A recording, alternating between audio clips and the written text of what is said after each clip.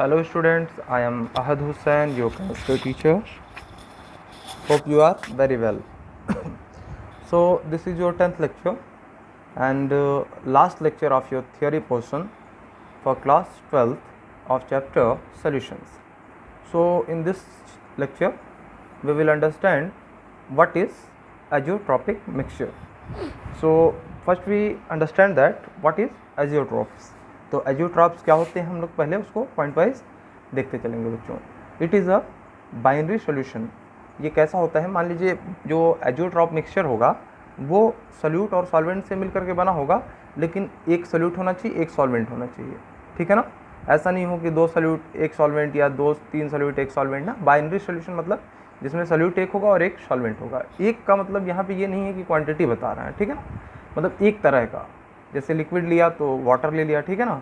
और लिक्विड में sulphuric acid ले लिया. ठीक है ना. तो सल्फ्यूरिक एसिड और वाटर का जो एक सॉल्यूट, इसमें सल्फ्यूरिक एसिड हो गया और सॉल्वेंट क्या हो गया, वाटर हो गया. ये बाइनरी सॉल्यूशन कहलाता है. बात समझ में आ रही. तो एजियोट्रॉप्स का पहला पॉइंट क्या है कि यह क्या होता है, एक बाइनरी सॉल्यूशन होता है. सेकंड पॉइंट पे आ जाइए. It has fixed composition. ऐसा नहीं है कि आपने कुछ भी ले लिया और एजियोट्रॉप बन गया, है ना. ऐसा नहीं है कि आपने 10 लीटर पानी ले लिया, 1 लीटर जो है सल्फ्यूरिक एसिड ले लिया और एजियोट्रॉप बन गया. नहीं, इसका कोई फिक्स कंपोजिशन होगा. एक फिक्स पॉइंट पर ही ऐसा होगा कि वो एजियोट्रॉप्स बनेगा. ओके. अभी आप लोग कंफ्यूज मत होइए, ये पॉइंट जो है अभी समझ में आगे आ जाएगा. बस अभी पढ़ते चलिए. थर्ड पॉइंट क्या है, boils at a constant temperature. जो एजियोट्रॉपिक मिक्सचर होंगे, जो एजियोट्रॉप्स होंगे, वो किस टेम्परेचर पे बॉयल होंगे. मतलब दो, देखिए जैसे हमने वाटर लिया तो वाटर का बॉइलिंग पॉइंट हम जानते हैं 100 डिग्री सेंटीग्रेड होता है. 100 डिग्री सेंटीग्रेड होता है और 373 केल्विन होता है ना. और इथेनॉल ले लिया, है ना, तो उसका 80 डिग्री सेंटीग्रेड होता है बॉइलिंग पॉइंट, और अगर केल्विन मिलेंगे तो 353 केल्विन होगा, है ना. तो हम देख रहे हैं कि दोनों जो है अलग अलग टेम्परेचर पर बॉयल होते हैं, है ना. तो अगर दोनों को मिला दिया जाए और हमसे कहा जाए कि फ्रैक्शनल डिस्टिलेशन करिए तो हम लोग कर लेंगे आसानी से, है ना. एक को 80 डिग्री, दोनों जो हमारे पास ये सोल्यूशन होगा उसको हम हीट करेंगे 80 डिग्री सेंटीग्रेड तक. तो 80 डिग्री सेंटीग्रेड से हीट करेंगे, क्लोज कंटेनर रहेगा हमारा, उससे एक पाइप जुड़ा रहेगा दूसरे कंटेनर के लिए, है ना. 80 डिग्री पे हीट करेंगे तो हमारा क्या होगा, इथेनॉल वेपराइज होकर के दूसरे वाले कंटेनर में चला जाएगा. अभी मैं उसका मैकेनिज्म भी समझाऊंगा, है ना. और क्या बच जाएगा, वाटर बच जाएगा. तो क्या होता है कि जब दो अलग अलग टेम्परेचर पे कोई सॉल्यूट और सॉल्वेंट अगर बॉयल होते हैं तो उसका जो है फ्रैक्शनल डिस्टिलेशन हो पाना संभव होता है. अगर एक ही टेम्परेचर पे, कांस्टेंट टेम्परेचर पे दोनों बॉयल हो जाए, मिक्सचर मैंने ऐसे तैयार किया कि उसमें कुछ ऐसी कैरेक्टरिस्टिक्स आ गई कि कांस्टेंट टेम्परेचर पे ही वो बॉयल होना स्टार्ट हो गया, एक पर्टिकुलर कोई, है ना. हम नहीं कहते हैं कि कोई इतना टेम्परेचर ही, किसी भी पर्टिकुलर एक फिक्स टेम्परेचर पे लिक्विड, दोनों जो हमने सॉल्यूट और सॉल्वेंट मिलाए थे दोनों का बॉइलिंग पॉइंट एक हो गया, सेम. तो उस टाइम की कंडीशन को हम क्या बोलते हैं, एजियोट्रॉप बोलेंगे. उस कंडीशन को फॉलो करेगा कि दो मिक्सचर मैंने बाइनरी का सोल्यूशन लिया और दोनों एक ही टेम्परेचर पे अब बॉयल होने लग रहे हैं, जिसका फ्रैक्शनल डिस्टिलेशन तो पॉसिबल हो ही नहीं पाएगा ना. अलग अलग टेम्परेचर पे दोनों बॉयल होते हैं तो फ्रैक्शनल डिस्टिलेशन पॉसिबल होता है बच्चों. लेकिन अगर एक ही टेम्परेचर पे बॉयल होने लगेंगे तो फ्रैक्शनल डिस्टिलेशन पॉसिबल नहीं होगा. देखिए वाटर का और इथेनॉल का अलग अलग होता है, ये बॉइलिंग पॉइंट दोनों का अलग अलग है, लेकिन कुछ ऐसी कंडीशन बनाई जा सकती है टेम्परेचर वगैरह या प्रेशर वगैरह के बिहाफ पर कि ये अपने बॉइलिंग पॉइंट को चेंज भी कर सकते हैं, है ना. या कुछ नॉन वोलेटाइल सॉल्यूट ऐड करने पर ये सारी चीज़ें ऐसी होती हैं कि जो बॉइलिंग पॉइंट वगैरह को बदल देती हैं, है ना. चलिए, तो हम समझ गए कि एजियोट्रॉप मिक्सचर पहला क्या है कि बाइनरी सॉल्यूशन होगा, है ना, एक सॉल्यूट और एक ही सॉल्वेंट होगा. दूसरा क्या है, उसका फिक्स्ड कंपोजिशन होगा. अब फिक्स्ड कंपोजिशन होने की वजह से क्या होगा, ये बॉयल हो जाएगा फिक्स टेम्परेचर, एक कांस्टेंट टेम्परेचर पे, और fractional distillation is not possible. देखिए फोर्थ पॉइंट वही है भी, फ्रैक्शनल डिस्टिलेशन पॉसिबल नहीं होगा. अच्छा, इस चीज़ को मैं थोड़ा सा समझाता हूँ.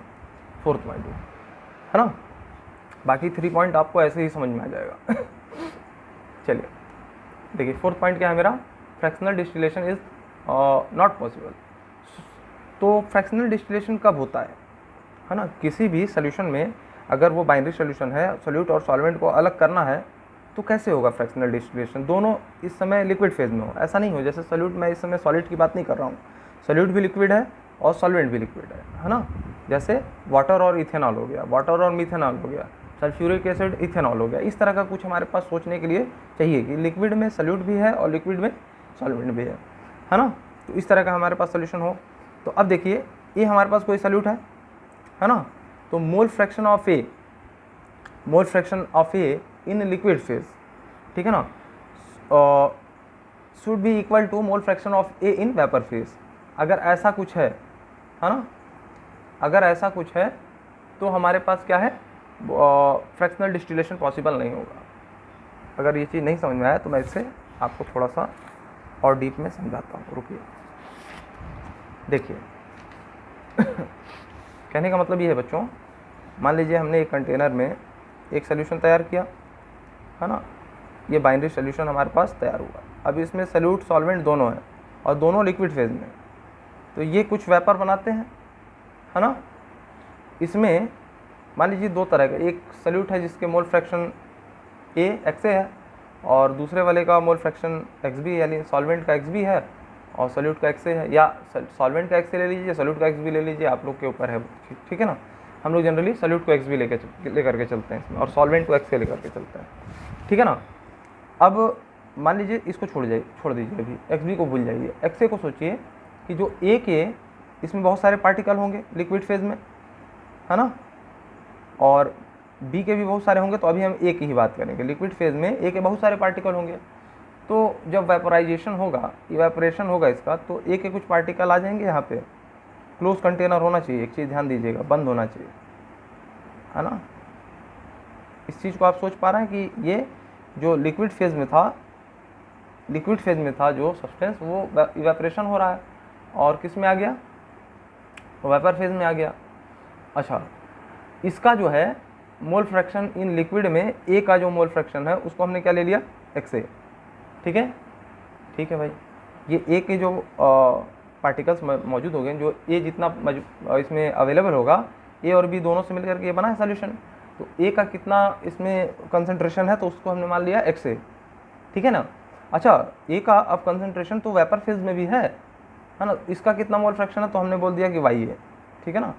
इसके लिए मैंने XA यूज कर लिया और इसके लिए क्या यूज कर लिया, YA।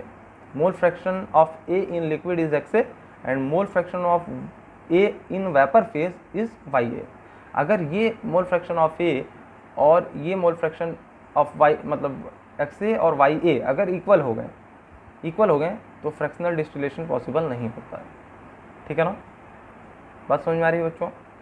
अगर लिक्विड फेज में A के मोल फ्रैक्शन और वेपर फेज में A के मोल फ्रैक्शन के बराबर हो जाते हैं तो उसके बाद फ्रैक्शनल डिस्टिलेशन पॉसिबल नहीं होता है। वही कंडीशन भी XB के लिए होगा। यहाँ XB के पार्टिकल होंगे बहुत सारे, तो लिक्विड में XB का कुछ मोल फ्रैक्शन होगा और गैस में, मतलब वेपर में XB का कुछ, मतलब B का कुछ मोल फ्रैक्शन होगा। यहाँ पे XA है B का मोल फ्रैक्शन, XB है B का मोल फ्रैक्शन, यहाँ पे YB है B का मोल फ्रैक्शन। तो XB अगर YB के इक्वल हो जाएगा तो उस कंडीशन में हमारे पास क्या नहीं होता है, फ्रैक्शनल डिस्टिलेशन नहीं होता है पॉसिबल बच्चों, ठीक है। ये तो एक्स्ट्रा बातें हो गई। चलिए अब इससे समझिए आप लोग, fractional distillation is not possible because azeotropic mixture में क्या नहीं होता है। ये किसकी बात कर रहा है, fractional distillation is not possible. Azeotropic mixture का फ्रैक्शनल डिस्टिलेशन नहीं हो सकता है ना। दो तरह के बाइनरी कंपाउंड से बना रहेगा, उन दोनों कंपोनेंट को, सॉल्यूट और सॉल्वेंट को अलग नहीं किया जा सकता है, ठीक है ना। किस चीज़ से नहीं अलग किया जा सकता है, फ्रैक्शनल डिस्टिलेशन से नहीं किया जा सकता है। अभी फ्रैक्शनल डिस्टिलेशन जिसको नहीं भी आता होगा उसको समझ में आ जाएगा क्या होता है, मैं उसको भी समझाऊंगा। तो XA किसके बराबर हो जाता है, YA के बराबर हो जाता है ना। यानी कि लिक्विड फेज में जितना मोल फ्रैक्शन है वेपर फेज के मोल फ्रैक्शन ऑफ A के बराबर हो जाता है, ठीक है ना। मतलब पहला कंपोनेंट का mole fraction in liquid state is equal to the first component in mole fraction in किसमें, वेपर स्टेट। अच्छा, XB का मोल फ्रैक्शन YB के बराबर हो जाता है। XB क्या है, लिक्विड फेज में B का मोल फ्रैक्शन है, YB क्या है, वेपर फेज में B का मोल फ्रैक्शन है ना। ये इक्वल हो जाता है, यानी दोनों कंपोनेंट के अपने रेस्पेक्टिव फेज में क्या हो जा रहे हैं, मोल फ्रैक्शन इक्वल हो जा रहे हैं। तो इस कंडीशन में होने की वजह से ये क्या नहीं होता है, फ्रैक्शनल डिस्टिलेशन नॉट पॉसिबल होता है। तो ये तो एक हो गया यार रिलेशन टाइप की बात है ना।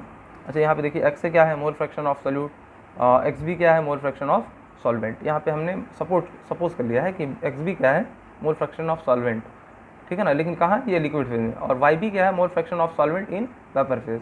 XA क्या है, मोल fraction of A in liquid phase and YA क्या है, मोल fraction of A in vapour phase, ठीक है। अच्छे समझते चलिए, क्योंकि अभी मुझे एक ग्राफ समझाना है बच्चों।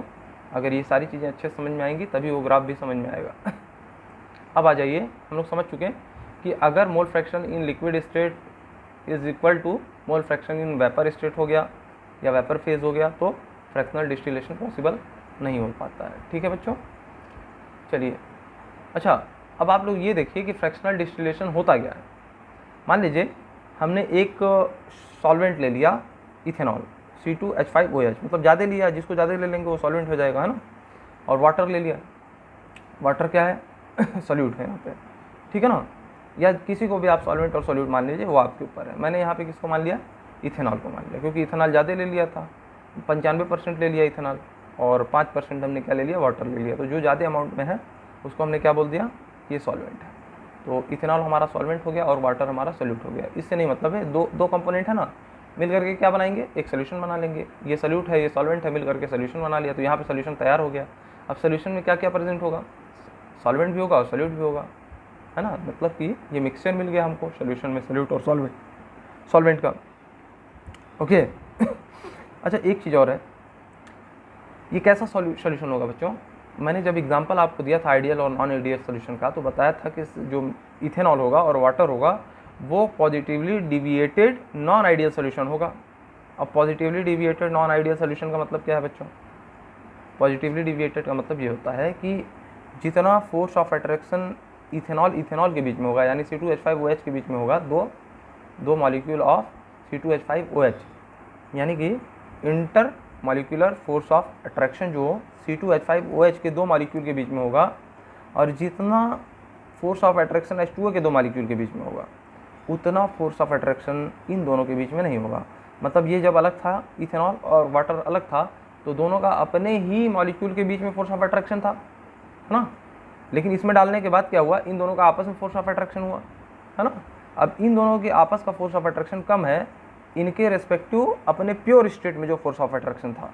अब प्योर स्टेट में फोर्स ऑफ अट्रैक्शन ज़्यादा था तो इवेपोरेशन कम हो पा रहा था, वहाँ पे फोर्स ऑफ अट्रैक्शन अच्छा था तो इवेपोरेशन कम हो पा रहा था। लेकिन यहाँ पे इन दोनों के बीच में फोर्स ऑफ अट्रैक्शन अच्छा है नहीं, तो ये छोड़ के बाहर भागना चाहेंगे तो वेपर प्रेशर में क्या हो जाएगा, इंक्रीज हो जाएगा। इसीलिए इसको क्या बोलते हैं, positively deviated non ideal solution. Okay, hope इतना आप लोगों को पिछले लेक्चर से कवर होगा, तभी मुझे आगे पढ़ाने में मज़ा आएगा। वैसे तो 5 मिनट का ये काम है मुझे बता करके ऐसे ही ग्राफ किनारे हो जाना, लेकिन थोड़ा सा डेफिनेशन बता के, लेकिन मैं चाहता हूँ आप लोगों को फील आ जाए, ठीक है ना बच्चों। चलिए, अब फ्रैक्शनल डिस्टिलेशन क्या होता है, ये तो हमने सोल्यूशन के बारे में बताया कि सोल्यूशन जो है positively deviated non ideal solution क्यों कहलाएगा, क्योंकि इन दोनों के बीच में फोर्स ऑफ अट्रैक्शन अच्छा नहीं है। फोर्स ऑफ अट्रैक्शन अच्छा नहीं तो वेपर प्रेशर, मतलब ये इवेपोरेट ज़्यादा होना चाहेंगे, तो वेपर प्रेशर ज़्यादा हो जाएगा। अगर वेपर प्रेशर ज़्यादा हो जाएगा तो बॉइलिंग पॉइंट कम हो जाएगा, है ना, कम ही बॉइल टेम्परेचर पर बॉइल होने लगेंगे।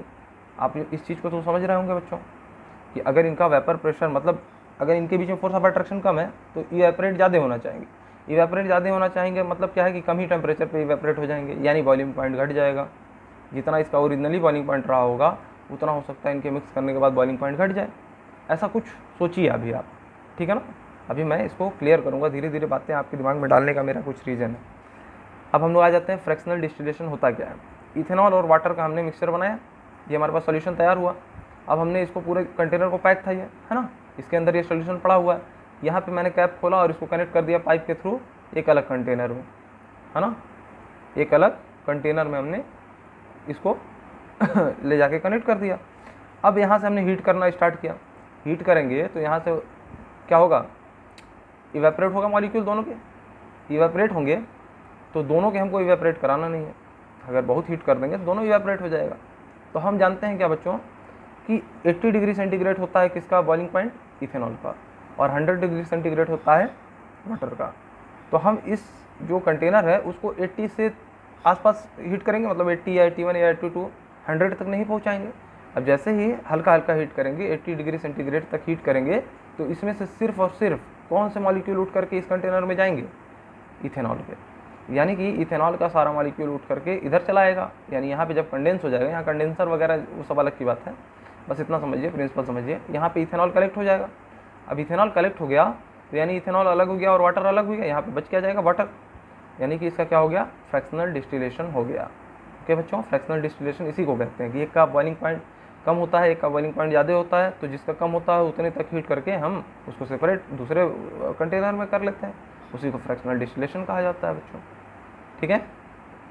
अच्छा, लेकिन एक कंडीशन क्या है, fractional distillation is only possible if moles of C2H5OH, मतलब एक कंपोनेंट का moles in liquid phase is should not be equal to mole fraction in vapour phase. इस चीज़ को आप लोग थोड़ा सोचने की कोशिश करिएगा, ये थोड़ा कॉम्प्लिकेटेड है, बच्चे इसमें कंफ्यूज हो जाते हैं। फ्रैक्शनल डिस्टिलेशन कब पॉसिबल है बच्चों, जब इथेनॉल का मोल फ्रैक्शन लिक्विड में और इथेनॉल का मोल फ्रैक्शन वेपर फेज में बराबर नहीं होने चाहिए आपस में। मोल फ्रैक्शन वेपर फेज और मोल फ्रैक्शन लिक्विड फेज अगर बराबर हो गया तो वो फ्रैक्शनल डिस्टिलेशन ये वाला प्रोसेस होगा नहीं। ठीक है बच्चों। अच्छा, एक चीज़ और है, साथ ही साथ वाटर का भी mole fraction in liquid state should not be equal to mole fraction of water in vapour phase. इसको वाई ए कर लीजिए, वाई कर लीजिए, एक्स नहीं लिख करके एक्स भी लिख सकते हैं। जब हमने वेपर फेज यहाँ शो कर दिया तो एक्स से लिखिए, कुछ से लिखिए, कोई बात नहीं है। लेकिन क्या है ना कि बच्चों ये एक टर्म है, ऐसे ही चलता ही है। एक्स ए का मतलब mole fraction of A in liquid state, Y A का मतलब mole fraction of A in vapour phase, X B का मतलब mole fraction of B in liquid phase and Y B का मतलब mole fraction of B in vapour phase. इस तरीके का चलता है। तो ना ही इथेनॉल का मोल फ्रैक्शन लिक्विड का वेपर वाले से इक्वल होना चाहिए, ना ही वाटर का जो लिक्विड में मोल फ्रैक्शन होगा वो वेपर के मतलब मोल फ्रैक्शन के वाटर के बराबर हो, ऐसा नहीं होना चाहिए। तभी क्या होता है, फ्रैक्शनल डिस्टिलेशन हो पाता है। अगर ऐसा नहीं होगा तो फ्रैक्शनल डिस्टिलेशन नहीं हो पाएगा, दोनों को हम अलग अलग नहीं कर पाएंगे, है ना।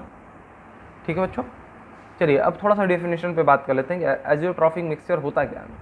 अ mixture in which mole fraction of its component in liquid phase becomes equal to the mole fraction of vapour phase, mole fraction of its component in vapour phase. यहाँ पे its component in vapour phase होना चाहिए ना, is called azeotropic mixture. इसको correct कर लीजिएगा बच्चों, mole fraction of its component in vapour phase यहाँ पे कर लीजिएगा, है ना। चलिए बच्चों, ओके।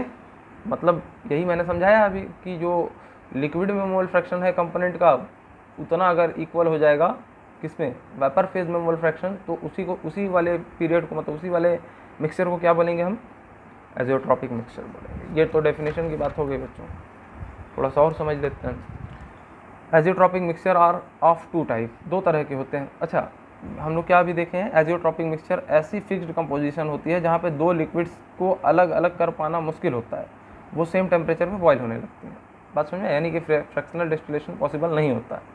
यही तो बात हमने बताया था, उसी को हिंदी में इधर थोड़ा सिंपल वे में लिख दिया है कि जो एजियोट्रॉपिक मिक्सचर होता है वो ऐसा fixed composition of two component होता है जिसका लिक्विड फेज से उन दोनों कंपोनेंट को अलग अलग कर पाना सेम टेम्परेचर मुश्किल होता है, क्योंकि वो सेम टेम्परेचर पे क्या होने लगते हैं, बॉयल होने लगते हैं। अब सेम टेम्परेचर बॉयल करेंगे होंगे तो उसका फ्रैक्शनल डिस्टिलेशन कैसे होगा बच्चों। अच्छा, अब आ जाइए, एजियोट्रॉप्स कितने टाइप के होते हैं, दो तरह के। कौन कौन से, एक होगा minimum boiling point azeotropic mixture और एक क्या होगा, maximum boiling point azeotropic mixture. ठीक है ना, बस ये समझिए कि minimum boiling point azeotropic mixture और maximum boiling point azeotropic mixture, दो चीज़ों की बात कर रहे हैं हम बच्चों। अब यहाँ से मेन चीज़ स्टार्ट हो जाएगा, थोड़ा सा ग्राफ समझ लेंगे तो कहानी आप लोगों को पूरी समझ में आ जाएगी कि एजियोट्रॉपिक मिक्सचर एक्चुअल में कहना क्या चाह रहा था, है ना। जितनी बातें मैंने बताई है, अगर उतना ही समझ में आया है तो फिर ये तो नामुमकिन है कि समझ में आ जाए, तो उस चीज़ को आप लोग एक बार और रिवाइज़ कर लीजिए। अगर नहीं समझ में आया तो बैक करके थोड़ा सा वीडियो एक बार और देख लीजिए। चलिए बच्चों, तो एजियोट्रॉप्स दो तरह के होते हैं, एक तो होगा minimum boiling point azeotropic mixture और एक होगा maximum boiling point azeotropic mixture. अच्छा, minimum boiling point azeotropic mixture एक समझ लेते हैं, दूसरा अपने आप उसका रिवर्स होगा, उल्टा समझ में आ जाएगा। एक को ध्यान से समझिए, ठीक है ना, बस इतनी मेहनत करनी है, 5-10 मिनट जो भी है आप लोग एकदम ध्यान से इसको देखिए। Minimum boiling point azeotropic mixture, azeotropes दो तरह के होते हैं, उसमें से एक है ये कब होगा, जब positively deviated non ideal solution हम लोग लेंगे। अब पॉजिटिवली डिविएटेड क्या होगा, जैसे मान लीजिए कोई क्या था, ये सॉल्यूट था मेरे पास, या सॉल्वेंट ले लीजिए इसको, ये सॉल्वेंट था मेरे पास, है ना, और ये क्या था,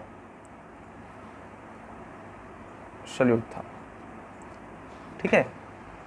अच्छा, जब प्योर स्टेट में हमने लिया, प्योर स्टेट में लिया तो दोनों को हमने अलग अलग कंटेनर में रखा, तो ए जो है वो अपने दूसरे वाले ए मॉलिक्यूल के साथ फोर्स ऑफ अट्रैक्शन लगा रहा था, बी जो है ये दूसरे वाले मॉलिक्यूल के साथ फोर्स ऑफ अट्रैक्शन लगा रहा था, मतलब बहुत सारे मॉलिक्यूल होंगे ना BB के इस ओरिजिनली।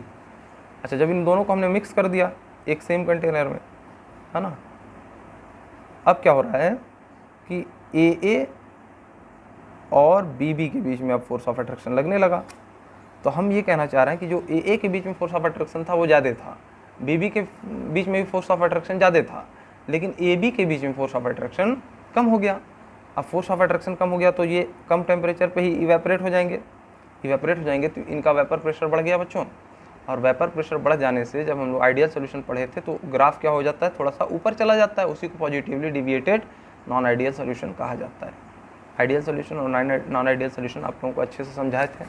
अगर जिसने उसको नहीं पढ़ा है तो ये आप लोगों की गलती है बच्चों, मैंने तो सब कुछ बताया है, एक एक पॉइंट बताया है।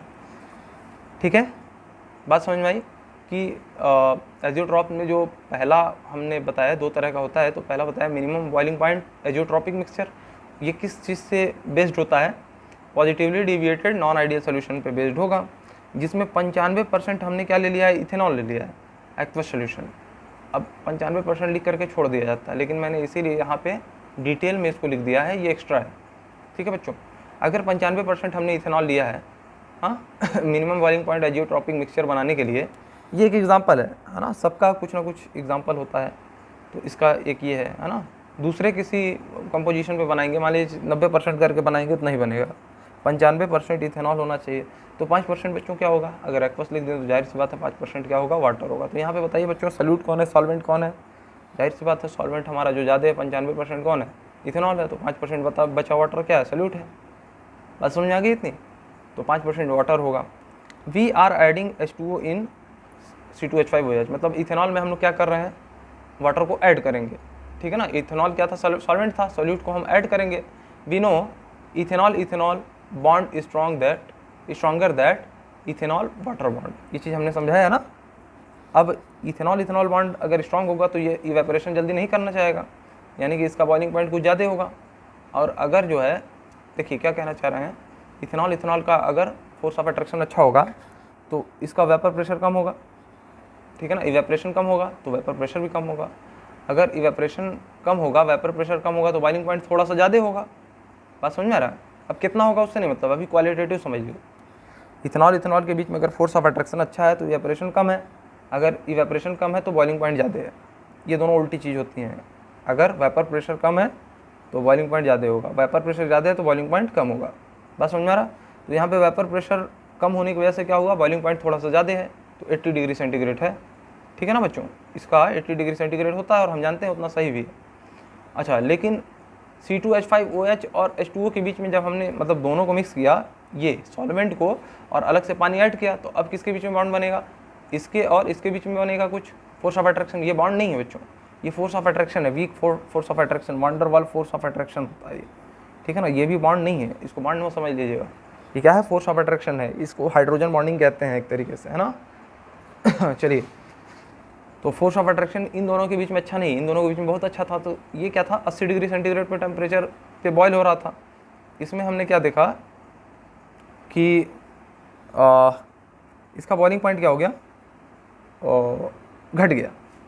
क्यों घट गया, क्योंकि इसका वेपर प्रेशर बढ़ गया। अब इन दोनों के बीच में फोर्स ऑफ अट्रैक्शन अच्छा नहीं होने की वजह से इवेपोरेट अच्छे से होंगे, ज़्यादा इवेपोरेट होंगे। फोर्स ऑफ अट्रैक्शन अच्छा होता तो इवेपोरेट नहीं होते। ठीक है ना, अगर फोर्स ऑफ अट्रैक्शन वीक है तो इवेपोरेट अच्छे से होंगे, अगर इवेपोरेट अच्छे से होंगे तो इनका वेपर प्रेशर ज़्यादा होगा, और वेपर प्रेशर ज़्यादा होगा तो बॉइलिंग पॉइंट कम होगा बच्चों। देखिए यहाँ लिखे हैं, if vapour pressure increases boiling point decreases. ठीक है, सिर्फ लेफ्ट साइड वाले को देखिए, राइट साइड वाले पे अभी ध्यान मत दीजिएगा। As we add H2O in C2H5OH, जैसे कि हम वाटर को किस में डालना है, इथेनॉल में। अभी ऊपर लिखे हैं वही चीज़ बता रहा है। जैसे डालते हैं तो उसको ग्राफ से समझ लेते हैं, है ना। तो हम लोग आइडियल सोल्यूशन कुछ इस तरीके का देखे थे, है ना, इस तरीके का कुछ हमने आइडियल ग्राफ देखा था हम लोगों ने। ठीक है ना। अब क्या हो रहा है, इस वाले पॉइंट पे मोल फ्रैक्शन ऑफ वाटर 0 है और मोल फ्रैक्शन ऑफ इथेनॉल कितना 1 है। यहाँ मोल फ्रैक्शन ऑफ वाटर 1 हो जाएगा, इथेनॉल का मोल फ्रैक्शन 0 हो जाएगा। अच्छा, इस एक्सिस पे हमने प्रेशर ले लिया, यानी वेपर प्रेशर को ले लिया, और इस वाले एक्सिस पे क्या ले लिया, मोल फ्रैक्शन ले लिया। इधर एक्स एक्सिस पे मोल फ्रैक्शन बढ़ रहा है और वाई एक्सिस पे वेपर प्रेशर बढ़ रहा है। बात समझ में आ रही है। ठीक है। अच्छा, ऐसा कुछ ग्राफ होना चाहिए था, है ना। लेकिन हम क्या देखते हैं, जैसे ही हमने पानी ऐड किया पानी ऐड किया तो ये ग्राफ ना होकर के थोड़ा सा वेपर प्रेशर बढ़ गया, ऐसे चला गया कुछ, है ना।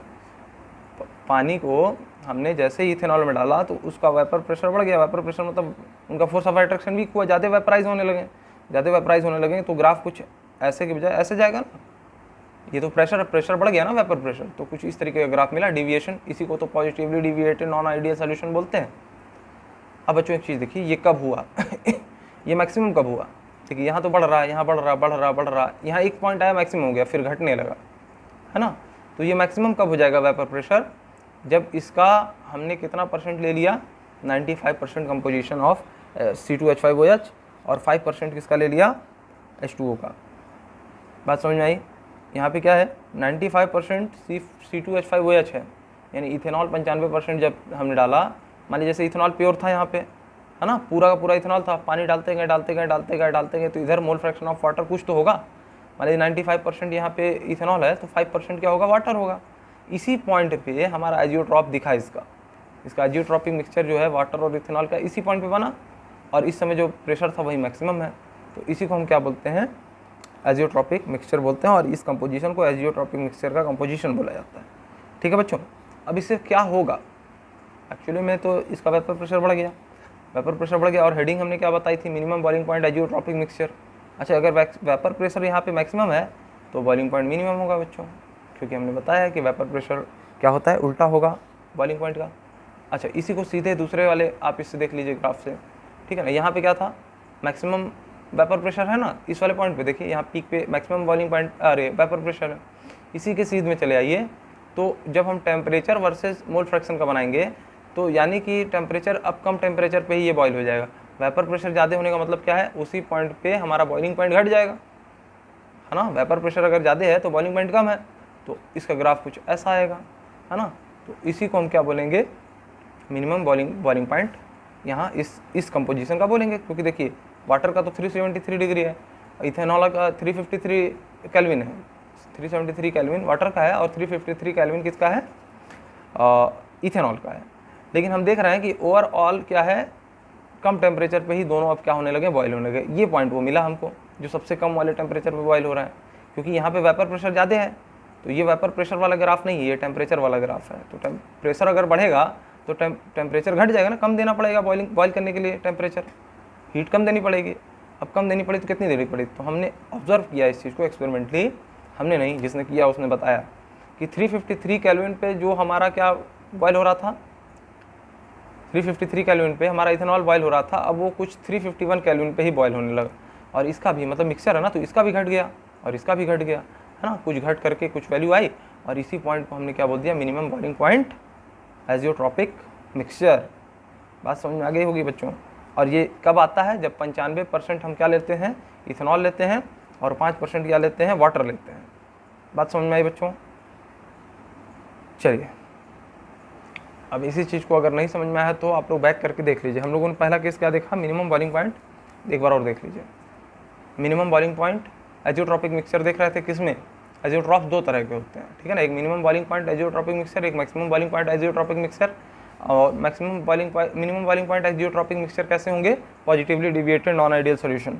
तो इसमें क्या होगा, 95% हमारा इथेनॉल होगा, 5% वाटर होगा। और हम लोग जानते हैं कि जैसे ही वाटर को इथेनॉल में डाला, उसका वेपर प्रेशर बढ़ गया, क्योंकि फोर्स ऑफ अट्रैक्शन इथेनॉल और वाटर के बीच में अच्छा नहीं था। अब वेपर प्रेशर बढ़ा तो बॉइलिंग पॉइंट घट गया, ठीक है ना। उसको हमने ग्राफ से समझ लिया कि यहाँ पे हमने देखा कि जैसे ही 95% हमने क्या किया, इसका ग्राफ इधर भी कहीं आ सकता था, ये तो हमने बनाने में ऐसा कर दिया, तो 95% यहाँ कहीं ले लीजिएगा आप लोग ग्राफ बनाते समय।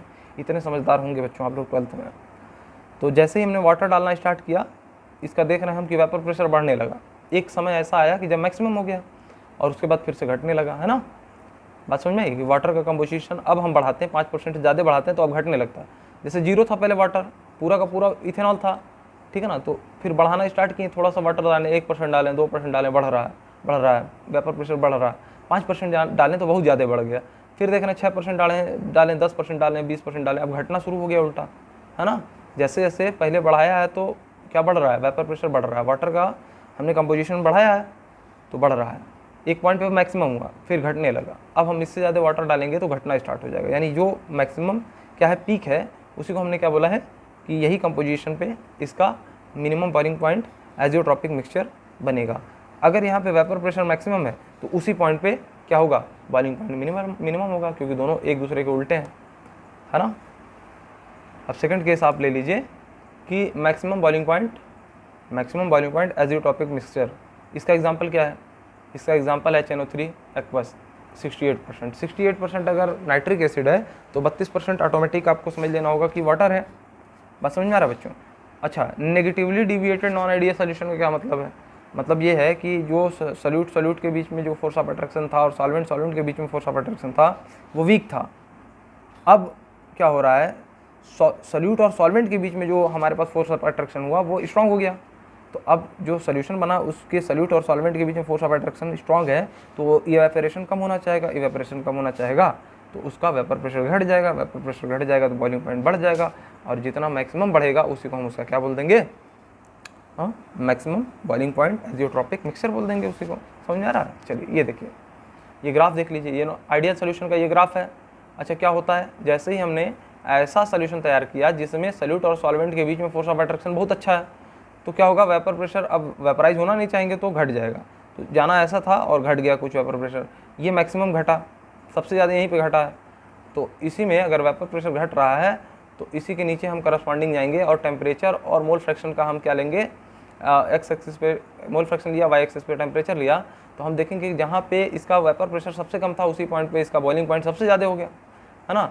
यानी कि जो हमारे पास HNO3 है उसका अगर इतने टेम्परेचर पे बॉयल हो रहा था, और वाटर तो हम जानते हैं कि 373 पे बॉयल होता है, ठीक है ना। तो HNO3 का आप लोग बॉइलिंग पॉइंट देख लीजिएगा, ठीक है। ये जरूरी नहीं है बेटा, बस ग्राफ समझ लीजिए। मान लीजिए ये 70 डिग्री हो, ठीक है ना, कुछ भी होगा, 70 डिग्री मतलब 273 ऐड कर लीजिएगा, केल्विन में बदल जाएगा, ठीक है। तो यहाँ पे हम देख रहे हैं कि इसका पहले बॉइलिंग पॉइंट ये था, अब क्या हो गया, बढ़ गया इधर से। अच्छा, इधर से भी देखिए, इसका बॉइलिंग पॉइंट ये था 373 केल्विन पे बॉयल हो रहा था, तो अब कुछ बढ़ गया कि नहीं बढ़ गया, तो मैक्सिमम यहीं पे आ रहा। इसी पॉइंट को हम क्या बोलेंगे, maximum boiling point azeotropic mixture. और ये किस कंपोजिशन पे आ रहा है, 68% HNO3 सोल्यूशन। 68% HNO3 सोल्यूशन का मतलब क्या है कि 32% उसमें वाटर है। यहाँ पे क्या रहा होगा, पहले पूरा का पूरा HNO3 रहा होगा, मोल फ्रैक्शन ऑफ HNO3 1 रहा होगा, मोल फ्रैक्शन ऑफ वाटर 0 रहा होगा। अब हमने वाटर को ऐड करना स्टार्ट किया तो देख रहे हैं कि क्या हो रहा है, यहाँ पे क्या हो रहा है, वेपर प्रेशर घट रहा है तो बॉइलिंग पॉइंट बढ़ रहा है। एक समय मैक्सिमम घटा वेपर प्रेशर तो बॉइलिंग पॉइंट मैक्सिमम बढ़ा। उसी सोल्यूशन की बात कर रहे हैं, एक ही सोल्यूशन है बच्चों, ठीक है। बात समझ में आ गई होगी आप लोगों को, ठीक है ना। अब यही समझना था कि वेपर प्रेशर मिक्स करने की वजह से कुछ ऐसा कंपोजिशन होगा कि मैक्सिमम मिनिमम हो गया, इसमें सबसे ज़्यादा मिनिमम हो गया वेपर प्रेशर, उसी समय बॉइलिंग पॉइंट मैक्सिमम होगा। तो इसी चीज़ को हम क्या बोलेंगे, maximum boiling point negatively deviated non ideal solution, maximum boiling point azeotropic mixture. Maximum boiling point azeotropic mixture हम लोग समझ चुके हैं, minimum boiling point azeotropic mixture हम लोग समझ चुके हैं। एजियोट्रॉप्स में 2 तरह का हमारे पास कंडीशन बनती है, ये चीज़ हम पहले ही बता चुके हैं। अब बच्चों इसमें कुछ नहीं बचा है, बस आप लोग एक बार ध्यान से इसको देख लीजिए। बहुत ही इम्पॉर्टेंट और बहुत ही सिंपल है बच्चों, जिसको ग्राफ की थोड़ी सी भी समझ होगी वो तो तुरंत इसको आइडिया लगा लेगा, ठीक है ना बच्चों। चलिए पढ़ाई करते रहिए। अब हम लोग नेक्स्ट चैप्टर पर मूव कर जाएंगे। आपके जितने भी क्वेश्चन आंसर हैं, आपके ज़्यादातर क्वेश्चन मैं करा दूंगा बाद में। पहले 3 चैप्टर के जो थ्योरी पोर्शन है उसको बहुत अच्छे से क्लियर कर लूँ, क्योंकि मैं बहुत ज़्यादा सब कुछ कवर करा दे रहा हूँ, है ना। कितनी छोटी से छोटी चीज़ है सब कुछ कवर करा दे रहा हूँ। लॉकडाउन में आप लोग और अच्छे से पढ़ पा रहे हैं, ठीक है ना। स्कूल में इतना हमारे पास समय नहीं रहेगा कि हम सब चीज़ों को, जितनी भी छोटी छोटी चीज़ें उस पर इतना टाइम दे सकें। पढ़ाएंगे तो सब कुछ, लेकिन इतना टाइम दे सके ये ज़रूरी नहीं है बच्चों। तो यहाँ पे जो छोटी छोटी चीज़ें बता रहे हैं उसको ध्यान से समझते चलिए, ताकि जब हम क्वेश्चन कराएं तो क्वेश्चन थोड़ा सा फास्ट में, मतलब जल्दी कराएंगे और ज़्यादा क्वेश्चन कवर कर सकें हम लोग और ज़्यादा अच्छे से समझ सकें। पढ़ाई करते रहिए, एकदम होपलेस नहीं होना बच्चों। जो चीज़ छोटी मोटी यहाँ छूट जाएगी ना, वो क्वेश्चन आंसर जब हम लोग करेंगे तो उसमें कवर हो जाएगी बच्चों, ठीक है। लेकिन आप लोग रिवाइज करते रहिए, पढ़ते रहिए, समझते रहिए, देखते रहिए। क्या करना है बच्चों, आप लोगों को लेक्चर रिवाइज करके देख लेना है, ठीक है ना। कुछ भी ये बड़ी चीज़ नहीं है, आपका 12th है, थोड़ा सा मेहनत कर लेंगे तो आप लोग नंबर अच्छा गेन करेंगे और मुझे भी खुशी होगी कि मेरी मेहनत सफल हो गई, ठीक है बच्चों। पढ़ाई करते रहिए, धन्यवाद।